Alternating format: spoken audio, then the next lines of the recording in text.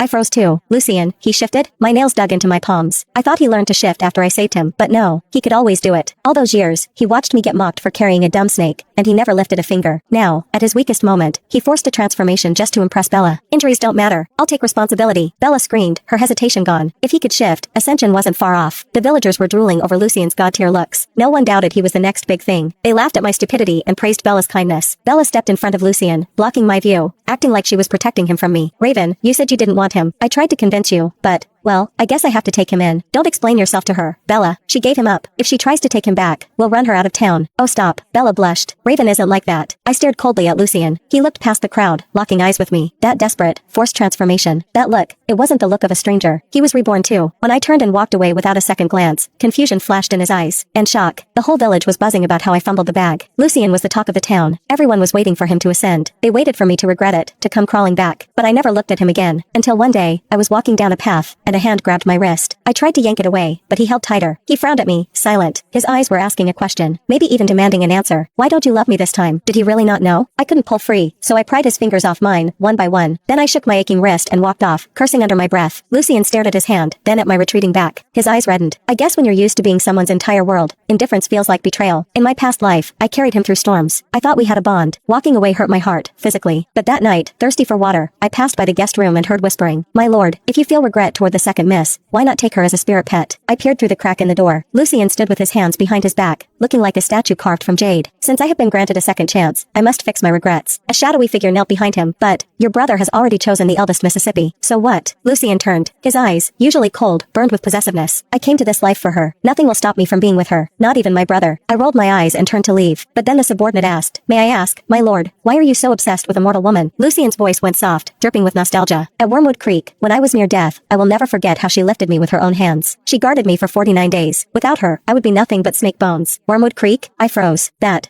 was where I saved a little white snake. I guarded him for 49 days. I never told anyone. So, the snake I saved there and the snake I brought home were the same snake? I clenched my fist and let out a silent, bitter laugh. Lucien, you absolute moron. I had no intention of claiming the credit. In this life, I had bigger plans than playing nursemaid to a reptile. I stopped going to the mountains to pick herbs. I stayed in my room, studying, until the annual spring gala. Bella dragged me out. It's the gala, Raven. If you don't go, the flower goddess won't bless you. Flower goddess? Blessings? I glanced at the history book on my desk, thought for a second, and nodded. I got you an outfit. Throw away those rags. You need to look pretty. She handed me a bag. I opened it later that evening. It was a hideous red floral shirt with neon green pants. It looked like a clown threw up on a Christmas tree. But when I went to find my other clothes, they were gone. Hungry and out of options, I put on the clown